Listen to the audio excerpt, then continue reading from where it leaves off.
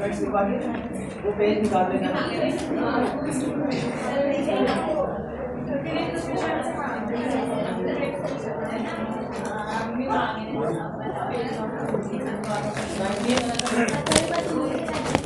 हो सकता है आज लास्ट क्लास हो ना, इसमें जितनी भी कंट्री है पेपर से मुताबिक ठीक है या रह गया है समझने से, तो आज कुछ लेना 47 तक में पहले आधे घंटे में आपको ये टॉपिक पता चला, आसान से पहले स्टार्ट। 1942 में क्रिप्स मिशन आया, क्रिप्स मिशन, और क्रिप्स मिशन ये तजवीज़ लेकर आया था सर स्टीफोर्ड क्रिप्स से लेकर आया था। उन्होंने पहली बार अंग्रेज ने कहा था कि हम जंग के बाद ज़्यादा अरसे क़याम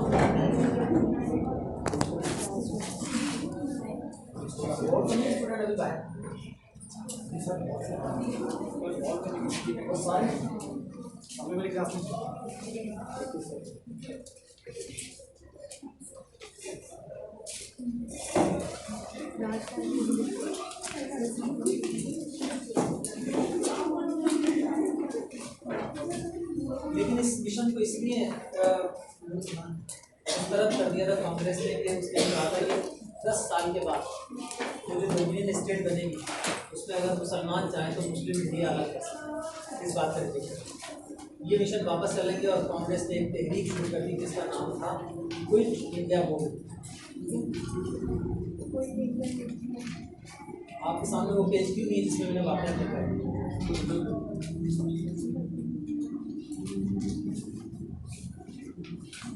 हिंदुस्तान खाली कर दो तहरीक, काफ़ी और लेक्चर एक साथ कर दो।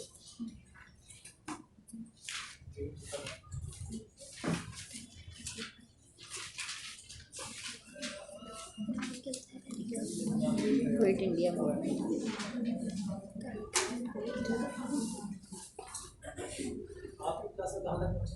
सर लास्ट क्लास हमने ली नहीं थी, उससे पिछली ली थी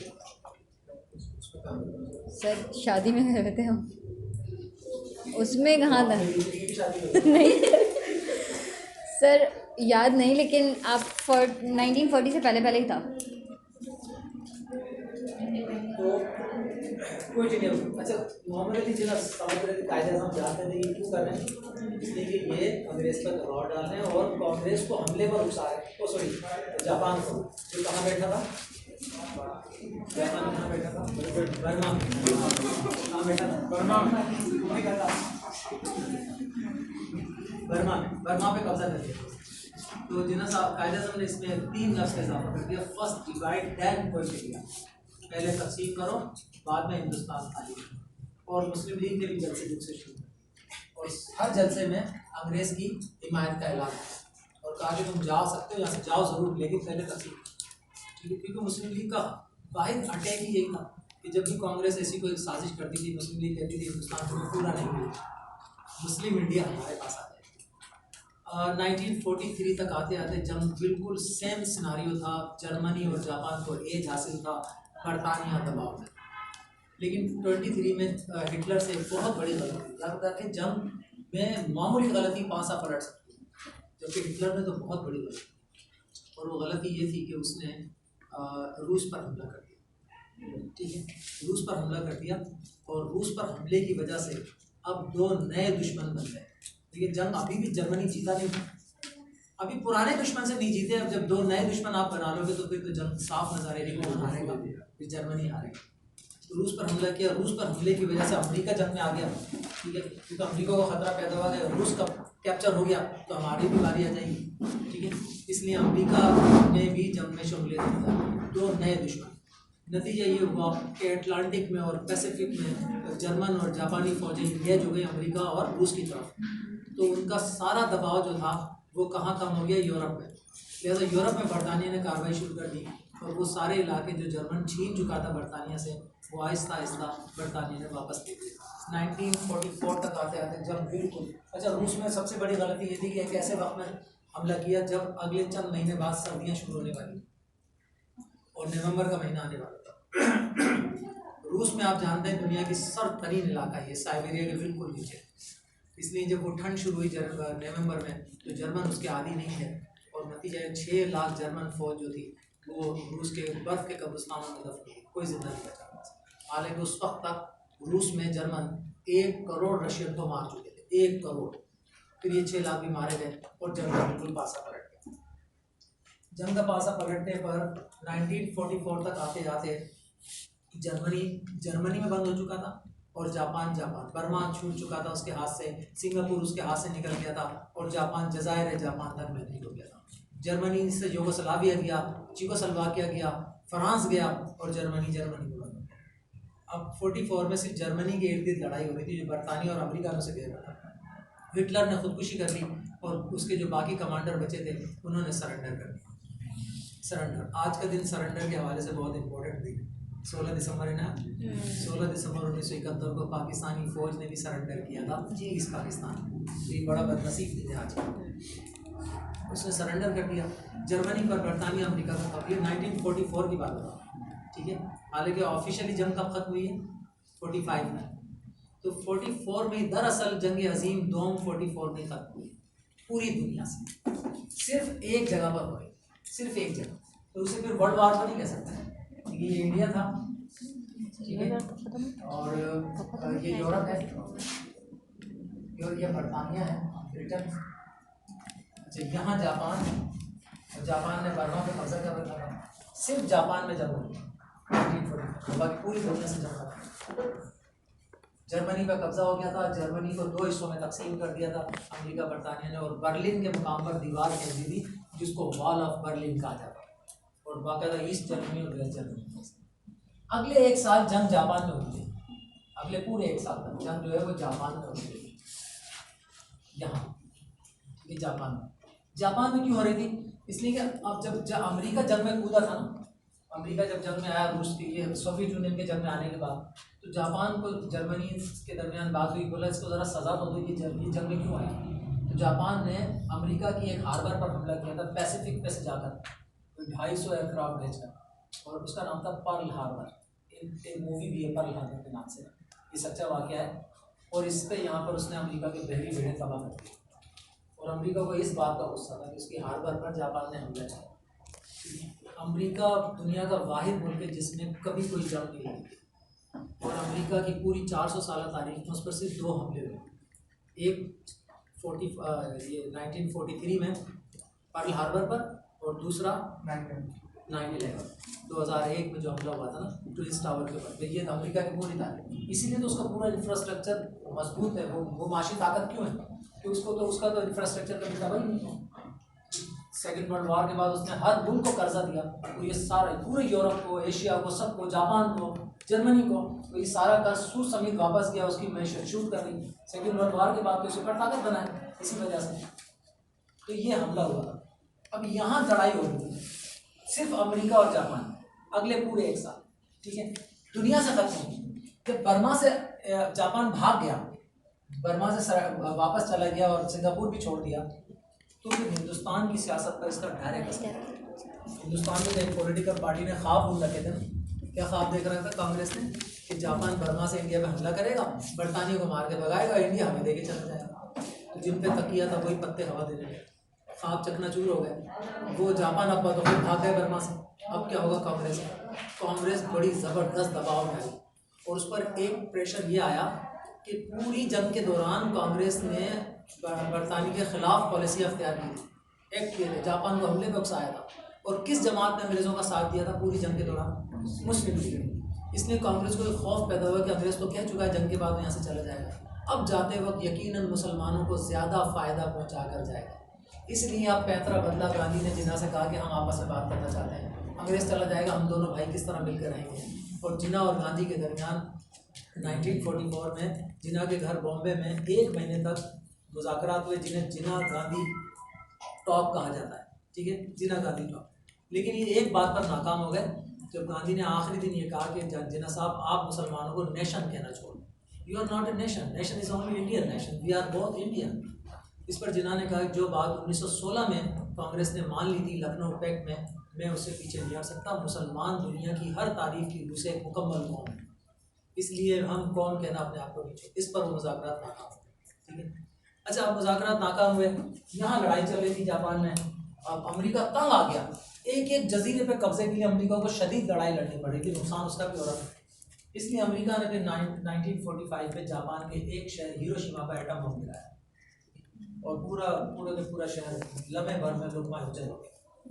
अब देखिए कौमें इन्हें कहते हैं 5 साल से जंग लड़ने में, 5 साल से, और एक शहर पूरा 75,000 आबादी ऐसे गायब हो गई हवा के अंदर। ठीक है, अब अमेरिका ने कहा सरेंडर करो, जापान ने कहा सरेंडर अब भी नहीं करें, सरेंडर अब भी नहीं करें। 3 दिन के बाद फिर दूसरे शहर पर बम गिराया जिसका नाम था नागासाकी। फिर जापान ने सरेंडर किया। अब जरा 1971 में देखें, यकुम दिसंबर को जंग शुरू हुई, 1 दिसंबर को जंग शुरू हुई। 12-13 तारीख को जनरल न्याजी ने याहिया खान को फ़ोन किया। जनरल न्याजी वहाँ अब्दुल हमीद न्याजी नाम है शायद, उसने फ़ोन किया कि याहिया जनरल साहब सदर था यहाँ फौजी, तो उससे कहा कि मैं घिर गया हूँ, इंडियन फ़ौज ने घेर लिया, अब मेरा मुकाबला मुक्ति वाहिनी से नहीं है बंगालियों से, अब एक बाकायदा फ़ौज है, आप मुझे एक डिवीज़न फ़ौज और भेजें तब मैं मुकाबला करूँगा। याहिया ने कहा न्याजी अखबार नहीं पढ़े, हम जो है आइसोलेटेड हो गए, हमें घेर लिया गया, मैं तुम्हारी यहाँ से कोई मदद नहीं कर सकता। You are the commander of eastern command, जो तुम मुनासिब समझो हालात को देख के वो तुम फैसला खुद करो, तुम्हें कैसे वहाँ पे सर्वाइव करो। इसने 16 तारीख को सरेंडर कर दिया, लड़े बगैर। यकुम जनवरी को 10 दिसंबर को शुरू हुई, 16 दिसंबर को आप हथियार डाल लें तो आप तो लड़े ही नहीं ना। चर्चिल जिंदा थे, चर्चिल जंग अजीम का हीरो, बरतानिया था वजीर आजम, ये भी फौजी था ना, चर्चिल भी फौजी था। इससे किसी ने पूछा कि अगर आप कमांडर होते और ऐसे आप फंस जाते और आपको इस तरह इंडिया की कोई फोर्स घेर लेती तो आप क्या करते? उसने सरेंडर तो लास्ट ऑप्शन भी नहीं है, सरेंडर तो ऑप्शन ही नहीं है, फौज को इसलिए होती है कि सरेंडर कर दें। बोले बहुत सारे रास्ते थे, एक बता दें। 90,000 फौज थी न्याजी के पास, 90,000 फौज की वजह से पूरे ईस्ट पाकिस्तान पर कब्जा नहीं रखा जा सकता था। मेरी इत्तला के मुताबिक इनके पास बहुत असला मौजूद था, एमुनेशन मौजूद था, लिहाजा मैं पूरी 90,000 फौज को विड्रा करता पूरे बंगाल से और उन्हें ढाका बुला लेता और ढाका शहर पर हम कब्जा कर लेते। 90,000 फौज एक शहर का दिफा कर सकती, हम वहाँ से लड़ते इंडियन फौज से, एक महीना भी हम लड़ सकते थे, इतनी फौज इतने असले के साथ। और अक़वाम मुत्तहिदा से कहते कि हम हार मानते हैं लेकिन हम सरेंडर नहीं करेंगे, हमें निकलने का सेफ मैसेज दिया जाए। अक़वाम मुत्तहिदा बीच में पड़ती, हार जाता पाकिस्तान मगर इज्जत बच जाती, मगर इस कमबख्त ने सरेंडर करके। और 16 दिसंबर को वो ढाका एयरपोर्ट पर वो तकरीब हुई है, आज आप देखना इंडियन चैनल चला रहे होंगे ना वीडियो, ऐसी ज़िल्लत महसूस होती है, ऐसी शर्मिंदगी होती है जब जनरल न्याजी अपना रिवाल्वर जनरल अरोड़ा सिंह को पेश करता है और हमारी पाकिस्तान में 90,000 फौजी लाइनों में खड़े अपनी राइफलें इंडियन फौज के हवाले करते और हंस रहे हैं। बेशर्मा, तुम्हें पता नहीं तुमने दुनिया की इस्लामी तारीख की सबसे बड़ी शिकस्त खाई, इतने फौजियों ने कभी सरेंडर नहीं किया। मुसलमान तो थोड़े होकर ज़्यादा से लड़ जाते थे, तुम तो इतने सारे थे और सरेंडर करके आ गए, तो हंस रहे। अच्छा, क्या यही रास्ता था? एक रास्ता और भी था। मैं इसलिए मुख्तसर बात बता रहा हूँ कि मुझे पता आप हमारी क्लास नहीं कि मैं 71 का वाक़या पूरा पढ़ाऊँ, इसलिए कुछ मुझे जो याद आ गया वो बता। एक दिन पहले 16 दिसंबर से एक दिन पहले न्याजी ने, जो कि ये लेफ्टिनेंट जनरल था, इसने अपने कमांडर को जमा किया, जो ज़्यादातर यूनिट का कमांडर एक लेफ्टिनेंट कर्नल होता है, वो तमाम कर्नलों को और ब्रिगेडियर सब जमा किए। उनसे कहा कि मैंने फैसला किया हम कल सरेंडर करने जा रहे हैं, तो और सबको ऑर्डर, मेरा हुक्म है सब सरेंडर करेंगे। सब ने कहा यस सर। एक कर्नल ने ऐसे हाथ करके कहा कि सर मैं कुछ कहना चाहता हूँ, तो उसको बोला बोलो। वो एक कदम आगे बढ़ा, उसने बोला मैं सरेंडर नहीं करूँगा। बोले मेरा ऑर्डर है, न्याजी ने कहा। बोला आपका ऑर्डर भी नहीं माना, मैं पाकिस्तानी फ़ौज में सरेंडर करने के लिए भर्ती नहीं हुआ, मैं लड़ूंगा और मैं आपके ऑर्डर को बिल्कुल डिसऑबे करता हूँ। और उसने अपने फ़ौजियों से कहा, 300 साढ़े 300 फ़ौजी होते हैं एक यूनिट में, उसने बोला जो मेरे साथ लड़ना चाहता था, एक फ़ौजी ने भी मना नहीं किया, उसकी यूनिट सब उसके साथ चले और वो वहाँ से जंगलों की तरफ चला गया। लड़ते लड़ते साहिलों तक पहुँचा, बंगालियों से किश्तियाँ छीनी और उन किश्तियों में बैठ के मालदीव पहुँच गया। लड़कर मालदीव 350 लोगों में से 80 जिंदा बचे थे, 80 पहुँच गया। फिर वहाँ से उसे पाकिस्तान आया। ये भी तो एक रास्ता था, ये भी एक रास्ता। अब कमाल की बात है, वो 90,000 फौजियों को बाद में 2 साल बाद भुट्टो साहब छुड़ा के लाए, तो इंडिया की कैद में है। वो सब मंजर पर आए, आ रहे हुए फौजी, यहाँ से कोई यहाँ पर पुलिस में लग गया, कोई टीचर बन गया, फौज से तो उन्हें निकाल दिया, बाहर रिटायर कर दिया, लेकिन उनके नाम आते रहे, न्याजी का नाम आता रहा, ब्रिगेडियर के नाम, उस कर्नल का नाम कभी फौज में नहीं आया कि वो कौन था, वो कौन था, उसे गायब कर दिया। क्यों? अगर उसे सामने ले आते हैं लोग बोलेंगे ये है ना हीरो, तुम तो हथियार सरेंडर करने वाले लोग, हीरो तो ये जो लड़कर आया, उसे गायब कर दिया। अभी इत्तेफाक की बात है कि 2021 में इसी साल मेरे ख्याल फरवरी या मार्च के अंदर जंग अखबार में इत्तेफाक से मेरी नज़र पड़ गई, क्योंकि मेरे घर जंग अखबार आता है। एक छोटी सी खबर थी कि 1971 में सरेंडर करने से मना करने वाले कर्नल फलां का इंतकाल हो गया। वो इसी साल मरा है, पता आपको। और इतनी सी खबर थी, वो भी जंग वाले ने छाप दी, किसी और अखबार ने छापी नहीं। अच्छा, मैंने वो कटिंग काट के रखी, मैं नाम भूल गया उस कर्नल का। तो ये भी तो एक रास्ता था, क्या इस्लाम की, क्या पाकिस्तान की वो ज़िल्लत आमेज शिकस्त आपने मुकद्दर में लिख दी। तो ये हुआ 71 में। अब ज़रा देखिए, उन्हें एटम बम खा के भी कह रहे हैं सरेंडर नहीं करेंगे। दूसरा बम गिरा तो फिर सरेंडर किया, और जापान पे अमेरिका का कब्जा हो गया, उसके ऊपर ना तादाद पाबंदियाँ, रैनसम, क्या कुछ किया, वर्ल्ड वार खत्म हो गया। इस वर्ल्ड वार का हिंदुस्तान की सियासत पे बराह रास्त असर पड़ा। इसलिए असर पड़ा कि 1945 में जब ये जंग खत्म हुई तो बरतानिया में कंजर्वेटिव पार्टी की हुकूमत थी। ठीक है, बरतानिया में आपको पता है 2 पार्टियां हैं, एक है कंजर्वेटिव और एक है लेबर पार्टी। लेबर पार्टी, ठीक है, इसकी हुकूमत थी। अच्छा, अब जंग की वजह से ना बरतानिया के इलेक्शन थोड़ा डिले हो गए, इलेक्शन कुछ महीने डिले हो गए। क्या जमहूरियत है ना, जैसे ही जंग खत्म हुई पहला काम ये किया कि इलेक्शन होने चाहिए। बरतानिया में पहले इलेक्शन, तो इलेक्शन का ऐलान किया। अब इलेक्शन, बट जब जंग हो रही थी तो हुकूमत किसकी थी? Conservative party.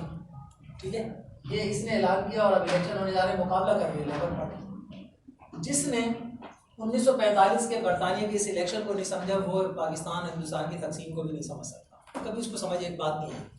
क्या बात? कि जब पूरी जंग के दौरान मुसलमानों ने अंग्रेज़ का साथ दिया, तो जाते वक्त अंग्रेज़ ने मुसलमानों के साथ तकसीम में ज़्यादती क्यों की? ठीक है, पंजाब काट दिया, गुरदासपुर दे दिया, फिरोजपुर दे दिया, बंगाल काट दिया, ठीक है, जूनागढ़ का मसला खड़ा कर दिया, कश्मीर का मसला खड़ा, मंगरोल का मसला, पाकिस्तान के हिस्से में आने वाली कोई रियासत उसने पाकिस्तान को नहीं लेने दी। तो क्या अंग्रेज़ एहसान फरामोश है, या उसको ये मालूम नहीं था कि मुसलमानों ने मुसलसल जंग में साथ दिया तुम्हारा? कांग्रेस तो खिलाफ चल रही थी। इस बात का जवाब इस इलेक्शन में है, जो बरतानिया में हुए इलेक्शन। देखिए, जो पॉलिटिकल पार्टी होती है ना, इनका एक मंशूर होता है, पार्टी बनते वक्त वो मंशूर बनाया जाता है। उस मंशूर में तय किया जाता है कि इस पॉलिटिकल पार्टी की थिंकिंग क्या होगी, इसका वे ऑफ पॉलिटिक्स क्या होगा, इसका मंशूर आइडियोलॉजी क्या होगी, ये सब तय होता है। अब मैं इन दोनों की आइडियोलॉजी बता रहा हूँ, और वक्त की कमी की वजह से ज़रा मुख्तसर बता रहा हूँ, मैं बहुत डिटेल से बता रहा हूँ। कंजर्वेटिव पार्टी जब से बनी है, जब से लॉर्ड्स को सपोर्ट करती है, बादशाह को सपोर्ट करती है, और मजहबी तबके को सपोर्ट करती है। ठीक है, आम आदमी को इतना सपोर्ट नहीं करती। कंजर्वेटिव पार्टी वो है जो इलीट को सपोर्ट करती है। वो ये कहती है कि सियासत में मजहबी लोगों की शमूलियत बुरी बात नहीं है, मज़हब के लोग यानी चर्च की शमूलियत कोई बुरी बात नहीं। लेबर पार्टी कहती है कि सियासत में चर्च का कोई ताल्लुक नहीं होना चाहिए, चर्च के लोगों को चर्च में रहना चाहिए। बहुत आसान लफ्ज़ों में अगर पाकिस्तान की ज़ुबान में कहूँ कि मुल्ला का सियासत में कोई किरदार नहीं होना चाहिए। वो ईसाई मुल्ला जो थे, ठीक है, इन्हें अपने मज़हब के मामला को, रियासत के मामला में मज़हब, ये सियासत कर सकते हैं मगर मज़हब के नाम पे नहीं कर सकते। ये कौन कहती है? Labour party. ठीक है, ये लेबर पार्टी ये कहते हैं कोई हर्ज नहीं है, कोई हर्ज नहीं है। अब मैं आपसे एक सवाल, इतनी मुख्तसर तारीफ के बाद एक सवाल पूछूं कि इन दोनों पार्टियों में से किसकी सियासत मुस्लिम लीग से मिलती जुलती है?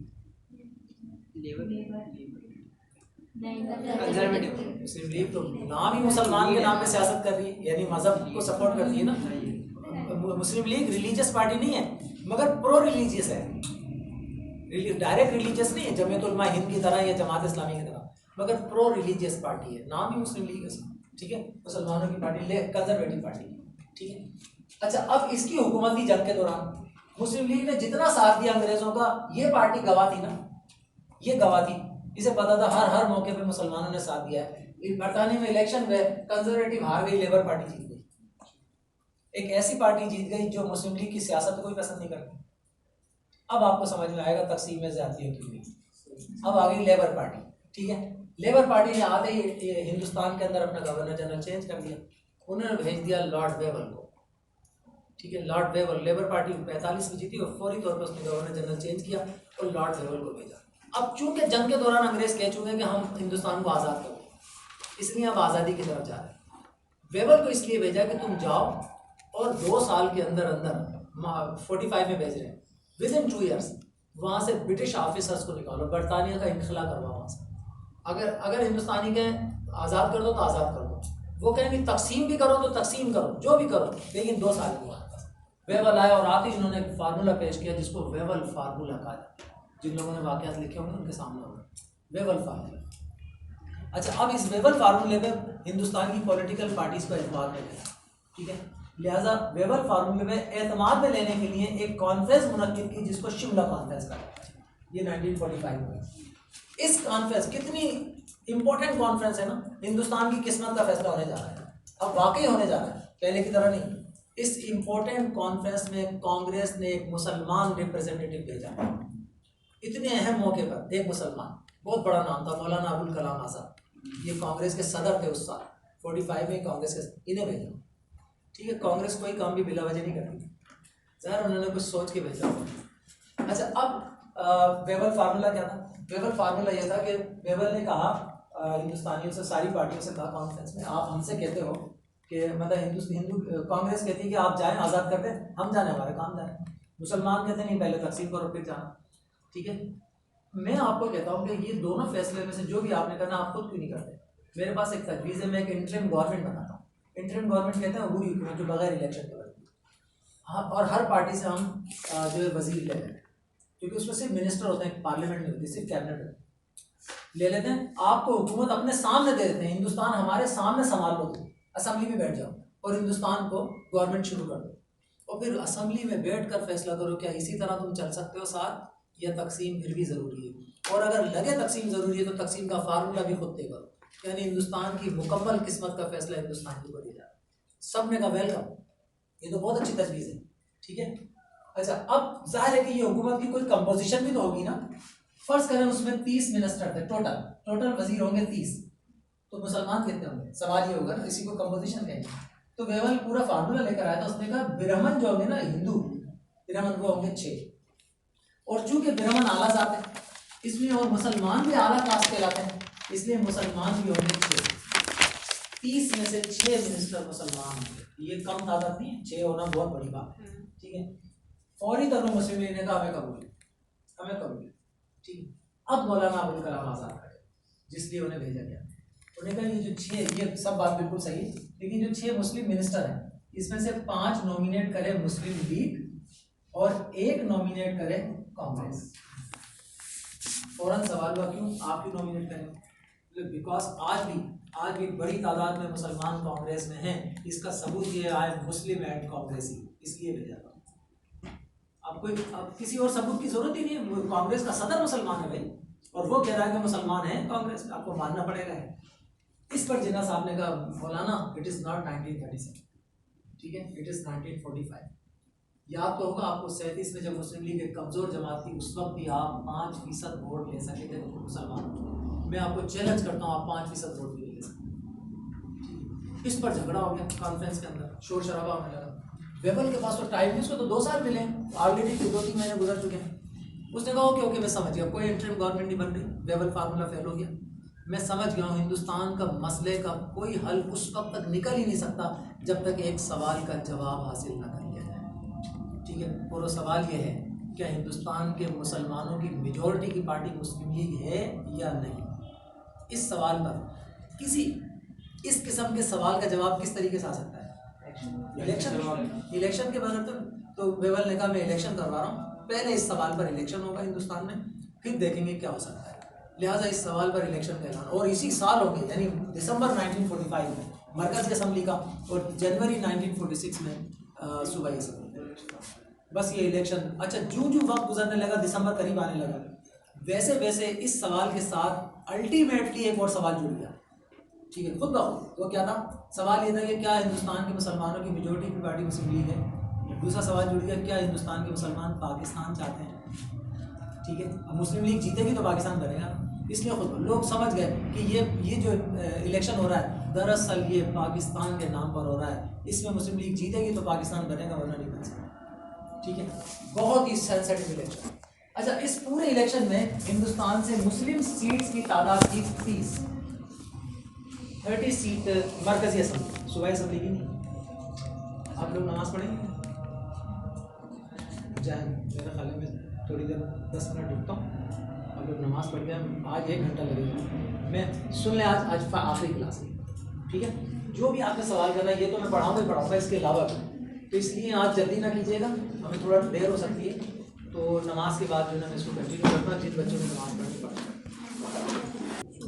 3 में से 2 लॉन्ग क्वेश्चन करने होंगे, 3 में से 2, तो शॉर्ट नोट वाला सवाल कुछ भी ऑप्शन होंगे, उसमें 4 होंगे और 3 होंगे, 3 या 2 होंगे, एक का मतलब सर शॉर्ट में भी चॉइस है, लॉन्ग में भी चॉइस है? लॉन्ग में एक ही चॉइस है और शॉर्ट में भी तकरीबन एक या दो की चॉइस है। और लेंथ कितनी बड़ी होनी चाहिए क्वेश्चंस की? इस सवाल में जवाब नहीं, जो पूछा जाए आप लिखिए। बस वो लिखे हैं। जितना एमसीक्यूज बेस लॉन्ग क्वेश्चन में कम से कम भी 10 पॉइंट्स होने चाहिए आपके, क्योंकि नहीं 15 का है ना, 15 नंबर का लॉन्ग क्वेश्चन है, तो 7 पॉइंट होने चाहिए सर। तो एक लॉन्ग कितने मार्क्स का होना चाहिए था? चीज नहीं, पॉइंट्स लिखिए आप। 7 का होगा तो 2 नंबर का है तो 14 मार्क्स हो गया, ठीक है। पॉइंट्स मतलब जरूरी नहीं हेडिंग डालें, पॉइंट्स होने किसी भी लॉन्ग क्वेश्चन में। मतलब फॉर एग्जांपल आपसे पूछेंगे 1973 के आईएम की साइलेंट फीचर लिखी, सही, तो आपने कम से कम 7-8 लिखे। वो तो फिर पॉइंट्स है, लेकिन अगर कोई वाकया हुआ, बाकी जो सवाल लिखा है उसमें कुछ ना कुछ पॉइंट्स बनते हैं, जो भी मिलेगा बता दें सर खामोशी से। अच्छा लिखवाएं। अच्छा सर एमसीक्यूज आएंगे? नहीं, सिर्फ क्वेश्चंस होंगे। जिसने एमसीक्यूज का पेपर नहीं दिया था उसका जो पेपर पूरे 50 नंबर, सही। उसका पेपर 50 नंबर। इसमें आपने 1900 to 1930 बताए थे, तो सर उससे भी आ सकता है, तो चलिए मुख्तसर कर देते हैं, उसको कम कर देते हैं। हाँ सर प्लीज। उसमें आप एक तो जो लॉन्ग जो बच जाएंगे ना पेपर में, वो शॉर्ट में भी आ सकते हैं, एक तो ध्यान में इसमें 6 या 7 जो लॉन्ग है ना, वो अच्छी तरह याद करके आइएगा, उसी में से शॉर्ट भी मिल जाएगा, इतनी आसानी कर। उसमें से ही नोट भी, हाँ उसी में से नोट भी आ जाएगा, और 2 नोट अलग से लिख लें, 2 नोट एक वो। अच्छा मुझे आपने वो सवाल जो मैंने लिखा है तो वो उसकी ये सब आपके पास तस्वीर भेजी थी या कागज पे? आपको मैंने लिख के भेजी थी। अभी आपके पास है वो सवाल? यस सर भी चलो, तो उसकी तस्वीर मुझे व्हाट्सएप, सही है। यस सर, ठीक है, और अपनी क्लास लिख के व्हाट्सएप, यस सर, इवनिंग और ग्रुप भी, ठीक है, ताकि मुझे याद रहे, पता नहीं वो पेपर कहाँ चले, पता चला अगर वो पेपर नहीं मिला तो पता नहीं मैं क्या बना के लाऊंगा, ये बता। नहीं सर, हम आपको जितनी बार आप बोलेंगे उतनी बार लिख के दे देंगे। इसलिए ना आप पर लाजिम है कि आप मुझे वो व्हाट्सएप करें और क्लास के साथ। सर टॉपिक बता, 2 अलग से बता रहे हैं आप? हाँ बता रहे एक जिना के 14 पॉइंट्स लिखे लिखा हुआ है, ये तो हटा दें, 1900 से 1930 तक हटा, क्योंकि तो पता नहीं कितना पढ़ना पड़ जाएगा। ये सवाल है शॉर्ट में, ठीक है, ये टॉपिक 14 पॉइंट्स लिख लें, और मुस्लिम लीग का कराना, establishment of already house. Sir Urdu में भी टाइप कर सकते हैं ना? बिल्कुल मुस्लिम सर उर्दू में तो दे सकते हैं ना सर? दे सकते हैं, बस आप अपने डिपार्टमेंट को रखें, बस आपका और हमारा। वो आपका हमारा। अच्छा सर आपने जो बुक्स बताई थी इसमें से एक बुक ली है हमने, उससे तैयारी करेंगे हम, ठीक है? लेक्चर से आपको हेल्प मिलेगी जी, उससे आप तैयारी, उसमें ज़रा डेप्थ मिल जाएगी, नहीं तो फिर इंटरनेट से भी हम इन्फॉर्मेशन ले सकते हैं या नहीं? जो मैं बात पूछूँ बस उसका जवाब। बस अल्लाह करे सारी रेलेवेंट इन्फॉर्मेशन मिले और हम पास कर दें वो आगे। आपको पता है मैं 90 मुशर्रफ के दौर तक पढ़ा हूँ, पाकिस्तान बनने के बाद भी। अच्छा आप लोग तो बहुत खुश होंगे क्योंकि इम्तहान हल्का हो गया। नहीं सर। दरअसल आपका नुकसान हुआ है। जी सर। ये बातें आप कहाँ ऐसे सुनेंगे? सर अच्छा सर आपने बोला था आप एकदम ना हमें बोल नहीं आएगा एक्स्ट्रा क्लास आपने कहा था सर एकदम मतलब फिर अगली क्लास फिर आपको क्या होगा? कोई बात नहीं सर, आप पेपर के 1 हफ्ते पहले तक बुलाएं, हम तो पिछली बार भी आए थे सारे। चलिए अगर कमिंग जो थर्सडे होगी अगर उसको हमने क्लास रखी तो पढ़ाएंगे नहीं अफसाना सुना। यस सर सर बस रख लीजिएगा लास्ट में। और मुझे तस्वीर लेना फिर एक नहीं फिर 2 सुनाए।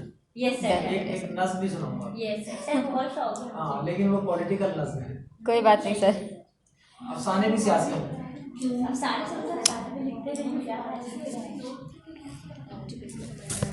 बस देखिए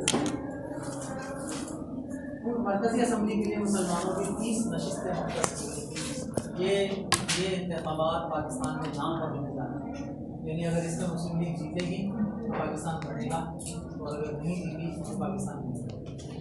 इसका मतलब बहुत सेंसिटिव जो तारीख करीब आती जा रही थी वैसे ही दो किस्म की क़ुव्वतें बहुत मुतहरिक हो गई। एक वो जो पाकिस्तान बनाना चाहती थी और एक वो जो पाकिस्तान बनते हुए देख भी नहीं सकते। ये जो पाकिस्तान बनाना चाहती थी उन क़ुव्वतों में मुस्लिम लीग सरफ़हरिस्त थी ऑफकोर्स, ठीक है, और जमीयत अहले सुन्नत वल जमात के उलमाए कराम ने पाकिस्तान की हिमायत का ऐलान कर दिया था, मगर उनकी कोई पॉलिटिकल पार्टी नहीं, उन्होंने अपनी इंडिविजुअल कैपेसिटी।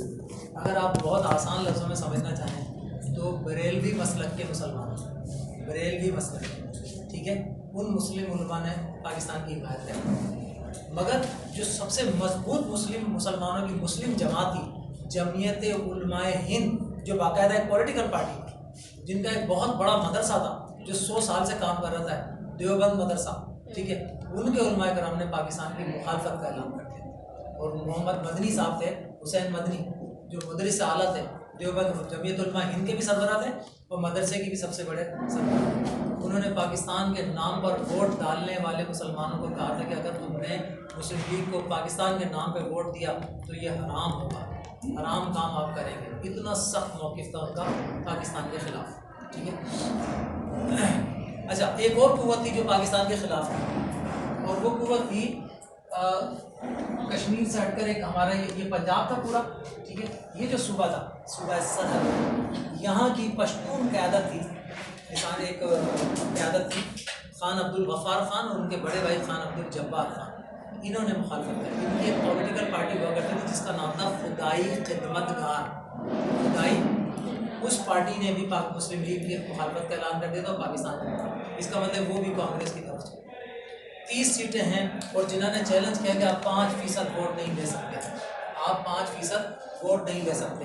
और हालात ऐसे हैं कि मुखालिफ क़ुव्वतें ज़्यादा ताकतवर नज़र आ रही है। कांग्रेस बहुत बड़ी जमात थी, ठीक है, जमीयत उलमा हिंद बहुत ताकतवर, मुरीद अलग थे, शागिर्द अलग थे उनके, और मदनी साहब को तो बस नहीं चल रहा था कि मुस्लिम लीग को कैसे हराए।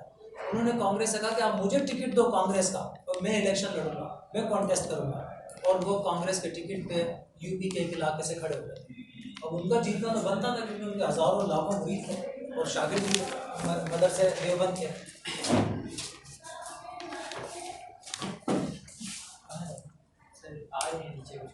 वजीफा पढ़े नमाज तो होगी, गुनाह बख्शा, कम वक्त तो नमाज तो इतनी देर होगी, अब इतनी देर से क्यों आए हो? सर हम तो उधर गए थे ना सामने वाले में।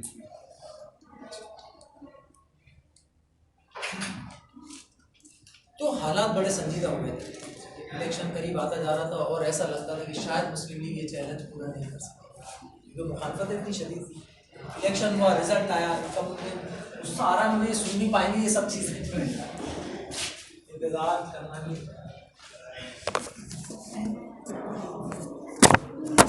बेचारे सर, इलेक्शन हुआ, रिजल्ट आया और मुस्लिम लीग ने जीती मुस्लिम सीटें 30 थी ना पूरे हिंदुस्तान से, 30 में से 30 नशिस्तें 100%। मौलाना मदनी साहब की ज़मानत जब्त हो गई, उनके मुरीदों ने भी वोट नहीं किया। क्यों? इसलिए कि मौलाना साहब एक बहुत बड़ी गलती कर रहे थे और वो गलती ये कर रहे थे कि वो नविश्ता है दीवार में, वो मुसलमानों के दिल पे लिखी हुई तहरीर नहीं कर पा रहे। हिंदुस्तान के मुसलमानों के बच्चे बच्चे की आवाज़ थी पाकिस्तान, और वो समझ रहे थे अच्छा चूँकि उलमाए कराम जो देवबंद का मदरसा, यहाँ पे हमारे अभी तक एक जमात मौजूद है जो उसी मदरसे को रिप्रेजेंट करती है, जमीयत उलमा इस्लाम, फजलुर रहमान साहब उसके, तो उसमें से एक ग्रुप ऐसा था जिन्होंने मुखालफत कर दी थी अपने उलमाए कराम, बल्कि एक ही आदमी थे मौलाना शब्बीर रहमत उस्मानी। उन्होंने कहा था मदनी साहब से कि ये मौका ऐसा नहीं है कि हम मुस्लिम लीग की मुखालफत करें और हमें मुस्लिम लीग का साथ देना चाहिए और मुसलमानों के दिल की आवाज़ को सुनना चाहिए। तो उन्हें पार्टी से निकाल दिया गया था। उन्होंने अलग होकर जमीयत उलमा हिंद से अलग होकर जमीयत उलमा इस्लाम नाम की एक पार्टी की बुनियाद रखी थी जो आज भी पाकिस्तान में एग्जिस्ट करती है, और मौलाना फजलुर रहमान उसके साथ, ये पाकिस्तान की हिमायत करने वाले लोग उस पार्टी से। लेकिन नतीजा तो कुछ और है, मुस्लिम लीग ने, अच्छा खुद मुस्लिम लीग को यकीन नहीं था कि वो इस तरह से जीत जाएगी, खुद मोहम्मद कायद-ए-आज़म को यकीन नहीं था, सारी की सारी सीटें ना केपी से कोई जीत सका, ना यूपी से कोई जीत सका। मौलाना मदनी साहब जो थे उनका मौक़िफ़ ये था, वही कहते थे कि तुम्हारा कायद-ए-आज़म जो है ना ये पाकिस्तान बना के मुसलमानों की ताकत को तकसीम कर देगा। दो वजूहाती मुखालिफी, भाइयों ज़रा सोचो, वो मुसलमान जो इंडिया में रह जाएंगे उनका क्या हाल होगा बाद में। ये बात बिल्कुल सही है, आज हिंदुस्तान का मुसलमान बड़ा बेदस्तोपा है। लेकिन उनकी जो दूसरा मौक़िफ़ था वो मैं उसे इनोसेंट थिंकिंग कहता हूँ, मासूम सोच। उनका दूसरा मौक़िफ़ ये था कि वो अपने निजी महफिलों में कहते थे कि अंग्रेज़ के आने से पहले हिंदुस्तान पर किसकी हुकूमत थी? मुसलमानों की। बस तो अंग्रेज़ को जाने दो। और वो हुकूमत किस बुनियाद पर थी? तलवार के जोर पे, तलवार के जोर पे थी। लिहाजा अंग्रेज जाएगा, हम तलवार के जोर पर फिर हिंदुस्तान पे कब्जा कर लेंगे। मैं इसे मासूम सोच क्यों कहता हूँ कि मौलाना एक बहुत बड़ी बात समझ नहीं पाते थे कि 20वीं सदी में ये मुमकिन ही नहीं था कि कोई अक़लियत किसी अक्सरियत पर कब्जा करे। ठीक है, अब तो अक्सरियत अक़लियत पर कब्जा नहीं कर सकती। क्या अमेरिका ने अफगानिस्तान फतह कर लिया? क्या रूस ने फतह कर लिया था? क्या वियतनाम फतह हुआ? क्या कोरिया फतह हुआ? नहीं। बड़ी ताकतें नहीं फतह कर सकती, तो छोटे लोग, कम लोग ज़्यादा लोगों को गुलाम कैसे बना सकते हैं? तुम बुलाने गए थे, तुम खुद ही उठ गए। अच्छा, तो नहीं हो सकता था, क्योंकि ये हुर्रियत की सदी थी, इसमें लोग आज़ादी मांग रहे थे, गुलाम नहीं। तो मुसलमान, अच्छा इसका एक सबूत भी है, ठोस सबूत। हिंदुस्तान पर आप क्या कब्जा करते हैं? मेजॉरिटी ऑफ हिंदू, एक अरब से ज़्यादा है वो। क्या आपने कश्मीर आज़ाद करा लिया जंग लड़के? एक छोटा इलाका आप ले नहीं सके, आप पूरे हिंदुस्तान में कैसे? तो ये बड़ी मासूम सोच थी। एक रैशनल सोच की ज़रूरत थी, एक हकीकत पसंद सोच की ज़रूरत थी हिंदुस्तान की तकसीम के लिए, और वो मिस्टर जिन्ना के पास थी, वो किसी मौलाना के पास नहीं। ठीक है, लिहाजा लोगों ने जिन्ना का साथ दिया और वो जीत गए। लेकिन जीतने के बाद कहाँ गए? लरस गए, क्योंकि अब तकसीम होनी है। और तकसीम होने का मतलब ये है कि वो लोग जितने भी हैं वो कभी बर्दाश्त नहीं करेंगे अपनी धरती माता की तकसीम। लिहाजा ये इलेक्शन हुआ और 3 ऐसी तंजीमें बना ली गई, 3 तंजीमें। एक का नाम था अकाली दल, एक का नाम था अकाली सेना, सेना किसे कहते हैं? फौज को। ठीक है, एक का नाम था राष्ट्रीय सेवक सिंह, सेवक सिंह, राष्ट्रीय सेवक सिंह। ठीक है, ये 2 सिखों की थी, ये हिंदुओं की थी। किस मकसद के लिए बनाई गई थी? रज़ाकार भर्ती करो, पैसा जमा करो, असला जमा करो, असला खरीदो, क्योंकि अगर हिंदुस्तान तकसीम हुआ तो मुसलमानों को जिंदा नहीं छोड़ो। वहाँ मुनज़्ज़म तैयारी होती कत्ल, ठीक है, मुसलमानों के कत्ल। और ये 1945 के बाद, इस इलेक्शन के बाद जिन्ना भी लरस गया, अंग्रेज खुद भी काम किया, वो भी लरस गया कि अगर तकसीम होती है तो शायद सोचा उन्होंने कि बहुत बड़ी तादाद में लोग मरेंगे। कितने? शायद हज़ारों। ना, हज़ारों तो किसी एक शहर में मार लिए जाएंगे। तो क्या हिंदुस्तान में लाखों लोगों का कत्ल होने वाला है? हाँ, लाखों लोगों का कत्ल होने वाला है। लाखों लोगों के कत्ल का सुनकर अंग्रेज और कायद-ए-आज़म दोनों लरस गए। और तकसीम का फैसला कराने के बाद, यानी मुसलमानों से इलेक्शन में तकसीम का फैसला किया है ना, उसके बाद तकसीम से भागने की कोशिश करें। आयशा जलाल की किताब है स्पोक्समैन, उन्होंने दावा किया कि कायद-ए-आज़म पाकिस्तान बनाना नहीं चाहते, ये दावा किया। और उसने दलील क्या दी है? जो दलील आयशा जलाल ने दी है वो अब मैं आपको बता रहा हूँ। उसका नाम है कैबिनेट मिशन प्लान, काबीना मिशन मंसूबा। ठीक है, काबीना मिशन मंसूबा क्या था? अगर वाक़यात आपने लिखे होंगे तो लिखा होगा। ठीक है, काबीना मिशन मंसूबा क्या था? इलेक्शन, अभी मैं आपसे सवाल करूँ, इलेक्शन क्यों कराया अंग्रेजों ने? तकसीम के लिए। तकसीम का फैसला लेकर कोई और हल ढूंढ रहे हैं, तो इसका मतलब है कि वो तकसीम से भाग रहे हैं, यही मतलब है ना। तो 1946 में, 1946 में अंग्रेजों ने कैबिनेट मिशन भेजा। ठीक है, कैबिनेट मिशन भेजा इंडिया, जिसको 3 लोग लेकर आए। क्योंकि वो तीनों ब्रिटिश कैबिनेट का हिस्सा थे, इसलिए इसको कैबिनेट मिशन कहा जाता है। सर स्टीफोर्ड क्रिप्स पहले भी आए थे, A.V. अलेक्जेंडर, पीथक लॉरेंस, ये 3 अंग्रेज जो थे ये मिशन लेकर आए। और ये मिशन ये था कि फॉर 10 ईयर्स, 10 साल के लिए हिंदुस्तान को 3 ग्रुप्स में तकसीम कर दिया जाएगा। ग्रुप ए, ग्रुप बी और ग्रुप सी। इनके साइज मैंने जानबूझकर छोटे बड़े बनाए। इसमें होंगे 5 सूबे, इसमें 4 और इसमें होंगे 2 सूबे। ये हिंदू मेजॉरिटी, ये मुस्लिम मेजॉरिटी, ये mix. UP, CP, Orissa, Bihar, और इसके अंदर होगा सिंध, पंजाब, सरहद, बलूचिस्तान, और इसमें होगा बंगाल और मद्रास, जहाँ पे हिंदू मुसलमान बराबर। हिंदू मेजॉरिटी, मुस्लिम मेजॉरिटी और मिक्स आबादी वाला। ये तीनों ग्रुप 10 साल के लिए एक्सटर्नल मैटर में फेडरेशन ऑफ दिल्ली के साथ जुड़े रहेंगे, दिल्ली के साथ, ठीक है, जुड़े रहेंगे। इंटरनल मैटर में इंडिपेंडेंट होंगे। आफ्टर 10 ईयर्स 10 साल के बाद इनमें से जो ग्रुप चाहे अलग होकर सॉवरेन एंड इंडिपेंडेंट कंट्री बन सकता है, इसकी इजाजत हो। ये था, ठीक है। यानी तकसीम कितने साल के लिए टल रही है? 10 साल के लिए कम से कम तकसीम नहीं होगी और फेडरेशन एक ही रहेगी। हाँ, ग्रुपिंग हो जाएगी सुबह, ठीक है। इस फार्मूले में एक बात और लिखी कि जो पॉलिटिक्स, इलेक्शन तो हो चुका था, जो पॉलिटिकल पार्टी इस मंसूबे को वर्ड टू वर्ड एक्सेप्ट करेगी उसे फौरन हुकूमत बनाने की दावत दी जाएगी। जो इसे तस्लीम कर ली, जिसने सोचने का वक्त मांगा उसे सोचने का वक्त दिया जाएगा। जिस पार्टी ने इसे तस्लीम नहीं किया उसे हुकूमत में शामिल नहीं किया जाएगा, वो अपोजिशन में बैठी, ठीक है। सबसे पहले ज़रा ऑफ कोर्स किसके पास जाएंगे? कांग्रेस के पास, सबसे बड़ी पार्टी। कांग्रेस ने जब ये मंसूबा देखा, तकसीम का फैसला हो चुका है, कांग्रेस ने देखा व्हाट अ कॉम्प्रिहेंसिव प्लान। पहले कहाँ थे आप? काश आप इलेक्शन से पहले आते। खैर अब भी देर नहीं हुई क्योंकि हिंदुस्तान तकसीम नहीं हुआ। ये बहुत अच्छा प्लान है, हमें 2-3 दिन दें, हम मशवरा कर लें, हम इसे मान लें। तो उन्होंने वक्त मांग लिया, वक्त मांगा ना, कहा गया था जो वक्त मांगेगा दिया जाएगा। अब आइए मुस्लिम लीग के पास, कायद आज़म मोहम्मद अली जिन्ना के पास। कायद आज़म विद इन एन आवर, सिर्फ 1 घंटे में कायद आज़म ने दस्तखत कर दिए, मुझे मंजूर है इस प्लान पर अमल करें। आपको ये प्लान मंजूर है आवाम से, तो आपने तकसीम का फैसला लिया। इस वजह से आयशा जलाल कहती है कायद आज़म पाकिस्तान बनाना नहीं चाहती। मैंने उसका एक बार आयशा जलाल की इस किताब का एक मजमून में जवाब दिया था, लेकिन वो छपा नहीं, इसलिए नहीं कि जंग वालों ने कहा कि किताब का जवाब किताब हो सकता है, आप किताब लिखिए, मजमून से जवाब नहीं दे सकते। खैर वो मेरे पास रखा रहा, उसमें जो दलील मैंने दी थी वो अभी दे रहा हूँ। देखिए, दो अलग, मेरा ख्याल है कि आयशा जलाल 2 चीज़ों को मिक्स कर रही है। बनाना ना चाहना अलग चीज़ है और अवॉइड करना एक अलग चीज़ है। आप अवॉइड कर सकते हैं, बहुत ख्वाहिश के बावजूद भी किसी चीज़ से अवॉइड कर सकते हैं क्योंकि आपको खतरात नजर आने लगते हैं। जिना अवॉइड कर रहे थे, जिना आप तकसीम से अवॉइड कर रहे थे क्योंकि उन्हें इत्तलात मिल रही थी कि बहुत बड़ी तैयारियां हो रही है मुसलमानों को कत्ल करने, मारने। अंग्रेज भी अवॉइड कर रहा था, जब भी तो मिशन, ये जिना ने नहीं बुलाया, अंग्रेज लेकर आया। वो भी बचना चाह रहा था कि ये कत्ल गारत हमारे सामने नहीं होना चाहिए। अगर ये मंसूबा मंजूर हो जाता है तो अंग्रेज तो चले जाएंगे 3 ग्रुप करके। 10 साल बाद अगर इनमें से कोई ग्रुप अलग हुआ, उस वक्त कोई फसाद हुआ, तो अंग्रेज जिम्मेदार नहीं हुआ।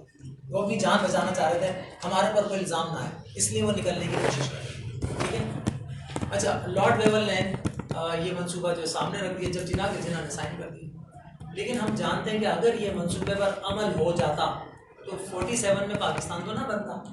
पाकिस्तान का बनना ये बता रहा है कि ये मंसूबा कहीं ना कहीं रिजेक्ट कर दिया गया। किस वजह से?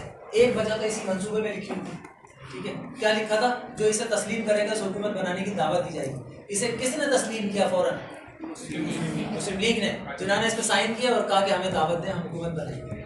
अंग्रेज कह लेंगे जिन्ना साहब थोड़ा सा वेट कर लें, कांग्रेस भी राजी हो जाए तो फिर दोनों मिलकर हुकूमत बनाना। जिन्होंने कहा फिर लिखा क्यों था? फिर लिखा क्यों था कि जो फौरन मान जाएगा उसे फौरन दावत दी जाएगी। तो बड़ी मिन्नतें करने लगे अंग्रेज कि आप बस 2 दिन सब्र कर जाएं। तो जिन्ना साहब ये बात किसी तरह बर्दाश्त कर लेंगे, चलो ठीक है 2 दिन देखते हैं। अब कांग्रेस की बारी थी, कांग्रेस ने तो वक्त मांगा था सोचने का। अच्छा, उसे भी लगा था ये मंसूबा। जवाहरलाल नेहरू को प्रेस वाले ने एक अजीब बात कही इन्हीं 2 दिन के अंदर। ये प्रेस वाले जो है ना, कभी कभी वो बात ध्यान में डाल देते हैं सियासतदानों की जो वो खुद भी नहीं सोच रहे। आजकल तो ये बहुत ही चालाक है। उसने कहा मिस्टर नेहरू, आप और बापू क्या कैबिनेट मिशन साइन करने जा रहे हैं? बापू किसे कहते हैं? गांधी, ठीक है। उन्हें एहतरामन बापू कहते थे सब। क्या आप कैबिनेट मिशन साइन करने जा रहे हैं? तो नेहरू ने कहा हाँ बिल्कुल, क्योंकि वो एक बड़ा अच्छा मंसूबा है। तो प्रेस वाले ने कहा लेकिन आप तो तकसीम के खिलाफ हैं। तो नेहरू ने कहा इसलिए तो साइन करने जा रहे हैं, कम अज़ कम हिंदुस्तान तकसीम तो नहीं हो रहा 10 साल इसमें। अब देखिए उसने क्या कहा, उसने कहा आप तो 2 तकसीम के खिलाफ है ना, इंडिया पाकिस्तान। 10 साल बाद ये मिशन तो 3 हिस्सों में तकसीम कर देगा, इंडिया के 3 टुकड़े हो जाएंगे। इस पर नेहरू एकदम से खामोश हो गया, और खामोश होकर जब मुंह खोला तो एक ऐसा बयान दे दिया जो फिर जिना के लिए काबिल कबूल किया। नेहरू ने कहा कि एक बार अंग्रेज को जाने दो, फिर देखते हैं 10 साल बाद कौन सा ग्रुप हमसे अलग होता है, ठीक है। लाने वाले अमल नहीं कर रहे, ठीक है, वो कह रहे हैं कि नहीं पहले सब राजी हो जाए, हालांकि उसमें लिखा था कि जो मान जाएगा उसे। और जिन्होंने 10 साल बाद अमल करना है वो अभी से कह रहे हैं कि 10 साल के बाद देखेंगे कौन अलग होता है, धमकी दे रहे हैं। ये वो मौका था कि जिन्होंने तमाम खतरात को एक तरफ छोड़कर जैसा बन रहा है, जहाँ बन रहा है, जितनी कुर्बानी के बाद बन रहा है, आज बना दो, क्योंकि दुनिया से अगर मैं गुजर गया तो फिर पाकिस्तान बनाना बहुत मुश्किल हो जाएगा, फिर मुश्किल हो जाएगा। सब बीमार हैं, इतने सब बीमार हैं कि डॉक्टर ने कह दिया जिन्ना साहब ये 47 के शुरू की बात है, 46 और 47 उसके एंड की बात है। आप अमेरिका नहीं गए तो आपका ये बस इतना बिगड़ चुकी थी था उस फेफड़ों का इतना बिगड़ चुका है कि ये हो सकता है कि आप शायद साल 1.5 साल के बीमार। जिन्होंने कहा अगर मैं अमेरिका जाता हूँ, उस डॉक्टर से कहा, उसी की डायरी में ही बात लिखी, तो क्या ये बात छुपेगी कि मुझे कौन सा मर्ज है कोरोना? तो फिर ये भी नहीं छुपेगा कि मैं साल 1.5 साल का मेहमान हूँ। ऑफकोर्स वर्ल्ड फेम है आप। जिन्होंने कहा सुनो डॉक्टर, जब तक पाकिस्तान बन नहीं जाता तुम नहीं बताओगे कि मेरा मर्ज की क्या शिद्दत है, और ना मैं अमेरिका जा रहा। एक आदमी अपनी मौत को गले लगा रहा है पाकिस्तान बनाने के लिए, उस पर इल्ज़ाम लगाने वालों को शर्म आनी चाहिए कि उसने किसी लालच में काम किया। जिन्ना साहब नहीं कहें, ठीक है।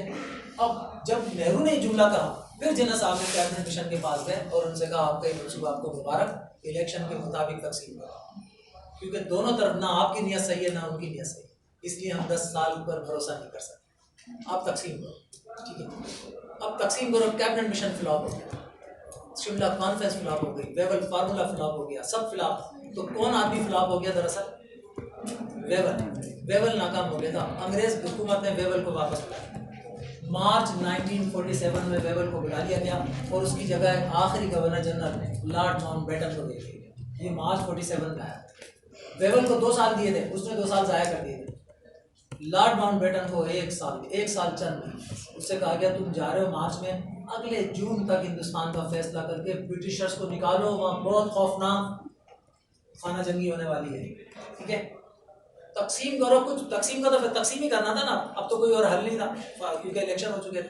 तकसीम करो और बरतानिया को वहाँ से निकालो, बरतानवी ऑफिसर को वहाँ से निकालो। लॉर्ड माउंटबेटन आया, उन्हें इतनी जल्दी थी कि मार्च में आया और 3 जून 1947 को उन्होंने मशहूर ज़माना तकसीम हिंद का मनसूबा पेश कर दिया, जिसको 3rd जून प्लान कहा जाता है, ठीक है। इस मनसूबे के मुताबिक ये तो फ्लॉप हो गया।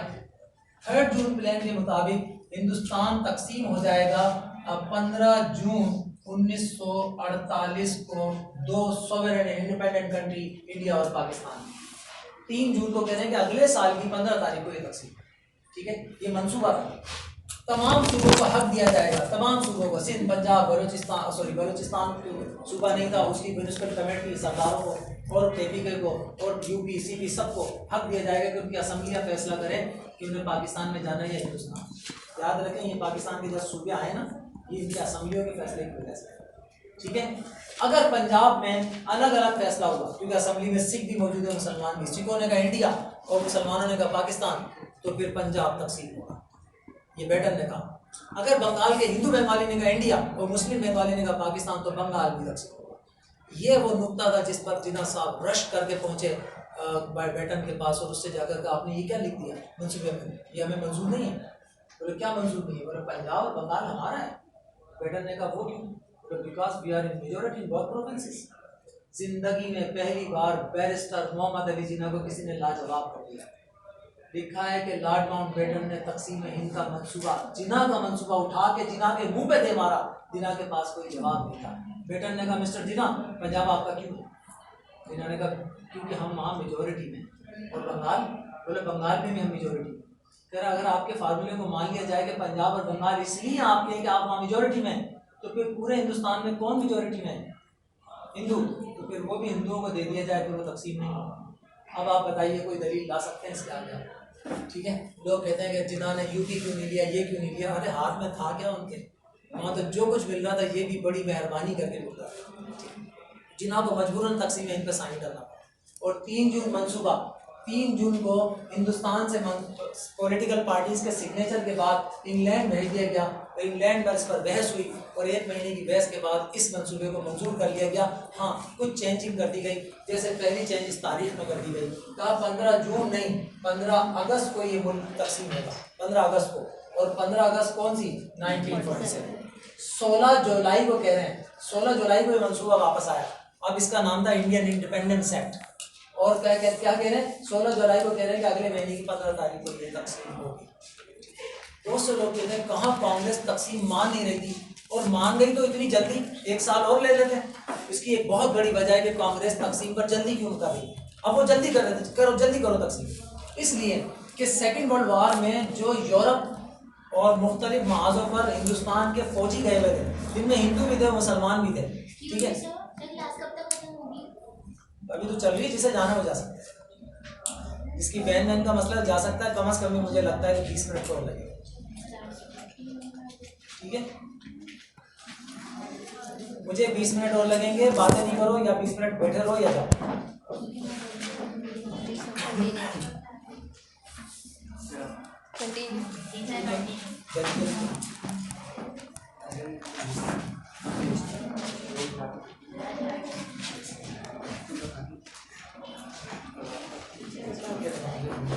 सर इंग्लैंड से वापस आया तो चेंज कराया था मंसूरी। वो जो फौजी थे वो रिटर्न हो रहे थे आहिस्ता आहिस्ता, उसमें मुसलमान भी थे बड़ी तादाद में। तो कांग्रेस जानती थी ये मुसलमान फौजी वापस आ गए, और उस वक्त तकसीम हुई इनके वापस आने के बाद, तो ये मुस्लिम फौजी पाकिस्तान की फौज में जाएंगे, पाकिस्तान की फौज पहले दिन से मजबूत हो जाएगी, फिर हम शायद ज्यादतियाँ ना कर सकें। लिहाजा अगर तकसीम होनी है तो जल्दी हो, ताकि इनके आने से पहले तक जो हम जुल्म करना चाहें वो कर सकते। ठीक है, ये साजिश थी, इसलिए जो है पूरा 1 साल कम कर रहा पूरा 1 साल कम कर रहा है। और वो तकसीम 16 जुलाई को ऐलान हुआ। ठीक है, अभी वो तारीख आने में टाइम है, 17 जुलाई से ऐलान शुरू। अब पंजाब में तकसीम होना था, पहले पंजाब आधा जाना था, बंगाल आधा जाना था इंडिया के पास, ये वाला पाकिस्तान को मिलना था, ये इंडिया को, ये पंजाब इंडिया को, ये पाकिस्तान को। उत्तर प्रदेश से लोग माइग्रेशन करके यहाँ से गुजरेंगे, ठीक है, इस पंजाब से, जहाँ सिख अकाली दल, अकाली सेना किरपाने, तलवारें और बंदूकें लेके मुसलमानों से बदला लेने के लिए तैयार है।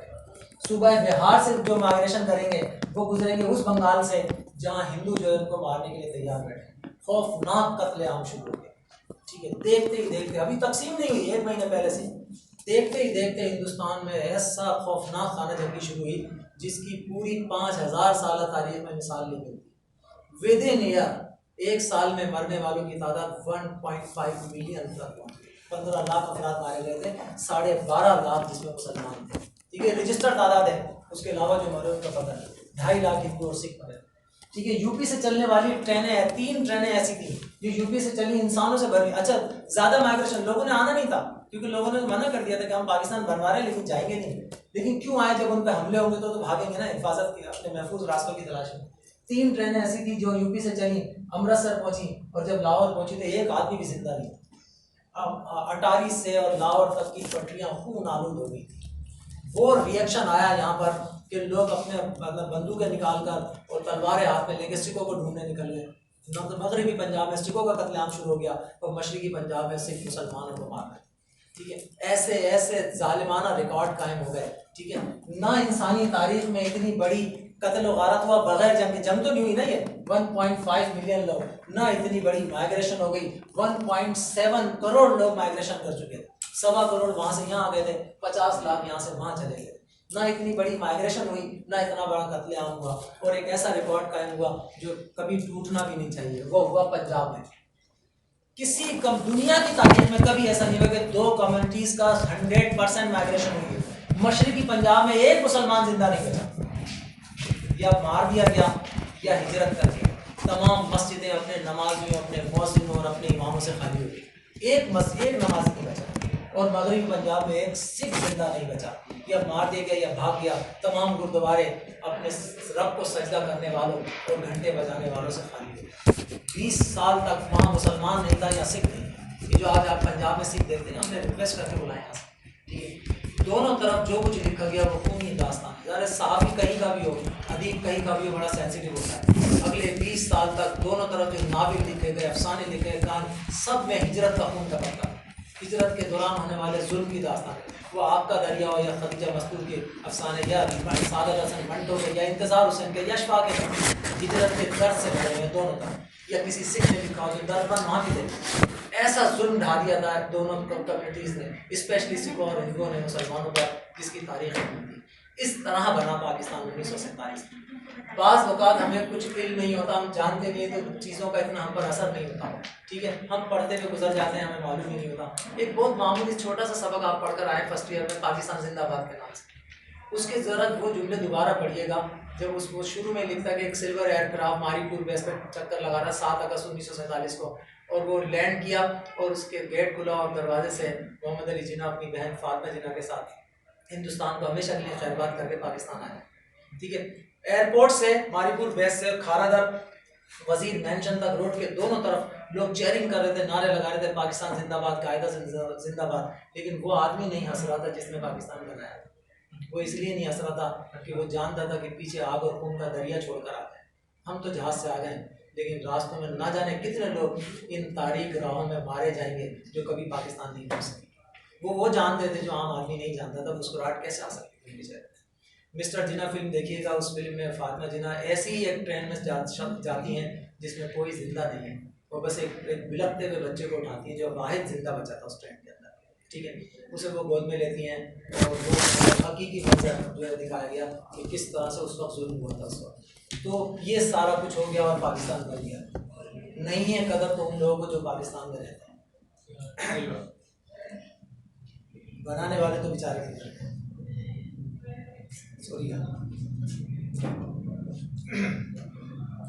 तो इस तरह पाकिस्तान बना एक बड़ी दर्दनाक तारीख के बाद, ठीक। लेकिन पाकिस्तान बनने के बाद लोग समझते थे कि इसके बनने के बाद शायद सब कुछ दुरुस्त हो जाएगा।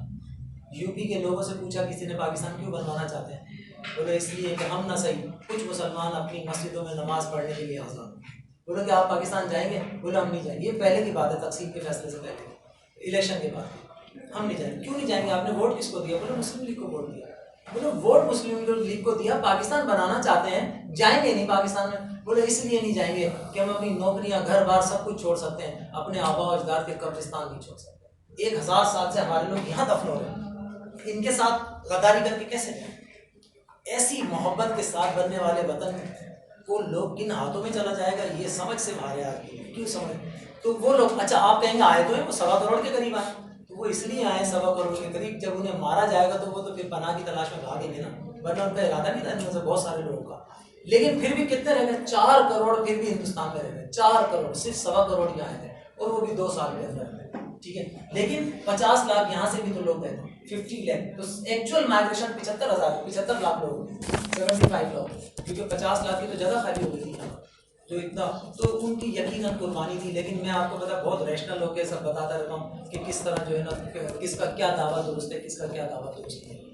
1947 तक हम पहुँच गए, ठीक है। आपको कोई ज़रूरत नहीं कि आप पेपर के अंदर इस कत्ल व गारत का कोई तफसील से तस्करा करें, ठीक है। आपने सिर्फ वाक़यात लिखने, मुख्तसर सा जिक्र करना है। और अगर कभी खुद पढ़ना चाहें, मैं बता नहीं सकता इस क्लास के अंदर जो कुछ हुआ है उस दौरान, अगर खुद पढ़ना चाहें तो पाकिस्तान नागुज़ीर था किताब पढ़िएगा, ठीक है। हसन रियाज ने लिखी है, कायद आज़म के दोस्त थे ये, और उन्होंने काफ़ी पेजेस लिखे हैं सिर्फ जो मार कुटाई हो रही थी उस वक्त उसके ऊपर, ठीक है, उस पर लिखे हैं। आप शायद पढ़ भी ना सकें। तो ऐसे बिला तादाद आपका दरिया एक बहुत मशहूर नावल है, वो भी इसी के अंदर मिलता है। सादत हसन मंटो के अफसाने हैं, तो आप मतलब मैं बता नहीं सकता क्या कैफियत तारी हो जाएगी अगर आप उसका पस मंज़र जान जाए कि ये माइग्रेशन के पस मंज़र में लिखा है अफसाना। बज़ाहिर लोग उसे कहते हैं कि वो उरियानियत फैलाता था, फहाश अफसाने लिखता था। अदालत में मुकदमा भी उस पर चला था इसी बात का। तो एक वकील ने कहा था अदालत के सामने कि सादत हसन मंटो के अफसाने आईना है, माशरे का चेहरा ही बुरा है तो आईना क्या करे बेचारा, चेहरा ही बुरा है, वही नज़र आता है जो कैसा माशरा है, चेहरा आईने में तो वही नज़र आता है। तो बस आज की क्लास इतनी सही है। अच्छा, अब आप लोगों को जो मैंने क्वेश्चन लिखा है उसमें से कोई समझना चाहे, कोई सवाल, जैसे मिसाल के तौर पर कॉन्स्टिट्यूशन वाला मैंने समझा दिया, सेलिंग फीचर समझाए थे ना कॉन्स्टिट्यूशन, तो बार बार बदलने की वजह से, रिसोर्सेज की कमी की वजह से, कैपेबल पर्सन ना होने की वजह से, तो हमने तवज्जो नहीं दी। हमारा जहन जो था, हमारा क्रीम जो थी वो बाहर जाती है, हम उन्हें कभी भी यहाँ पर यूज़ नहीं कर पाते।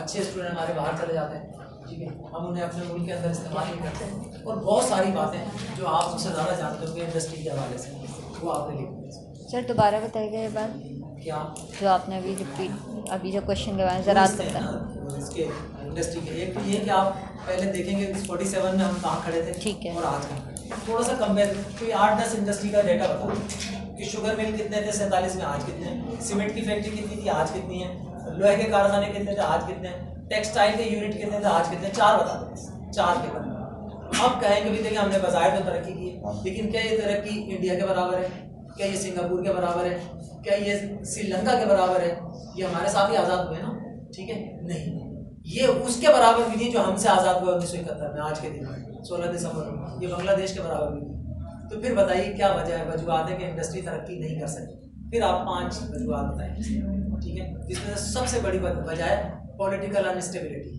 उसमें मार्शल लॉ का लगना, हुकूमतों का बार बार खत्म होना, नई आने वाली हुकूमत का पिछली हुकूमत की पॉलिसी को ख़त्म कर देना, ये सब पॉलिटिकल अनस्टेबिलिटी का है।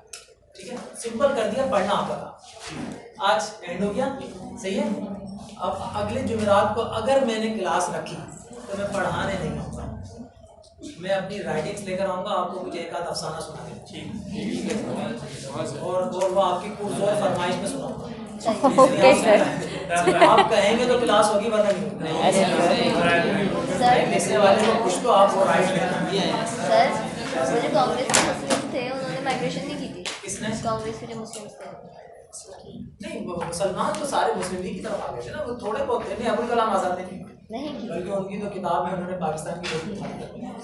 उन्होंने तो ये पेशगोई कर दी थी कि तुम जाते रहो इस पाकिस्तान, आने वाले महाजरीन से कहा था, कहाँ जा रहे हो? बोले पाकिस्तान। तुम्हें पता है वहाँ कबायली सिस्टम है, सरदार जागीरदार रहते हैं, तुम आज़ाद वंश लोग हो, तुम कहाँ रहोगे वहाँ पर? और आज ये बातें बिल्कुल सही नजर आती हैं, लेकिन ये बातें वक्ती तौर पे सही। यही पाकिस्तान का जब 1998 में एटमी धमाका किया था, क्या अल्लाह अकबर के नारे पूरे पूरे भूल से सब भूल गए थे। यही पाकिस्तान है, क्रिकेट का मैच देखते हैं, कोई पंजाबी पठान होता है उस वक्त, यार एक मैच हमें एक कर देता है, मैच खत्म होती है हम तकसीम हो जाते हैं। कोई बहुत ही कोई मुझे लगता है कोई मैन्युफैक्चर फॉल्ट है, कोई प्रॉब्लम है पाकिस्तान के बनते वक्त जो है ना, कोई मसला हो गया कि हम खास मौकों पे एक होते हैं, फिर तकसीम हो जाते हैं। छोटी छोटी बात का एक हो जाएंगे और बड़ी बड़ी बात पे तकसीम हो जाएंगे। कुछ ज़्यादा ही तकसीम सवार हो गई। ये इस पर रिसर्च करनी पड़ेगी कि हुआ क्या है हमारे, क्या हुआ है। तो ठीक है भाई, आज इतना काफ़ी है। चलिए, आई होप कि आपने पाकिस्तान ना मैंने देखा ना आपने देखा, लेकिन कहीं ना कहीं कोई एक मंजर आपको ज़रूर बनता हुआ नजर आया आज की क्लास। आपको लगा होगा कि पाकिस्तान कैसे, बस मेरी यही कोशिश है क्लास।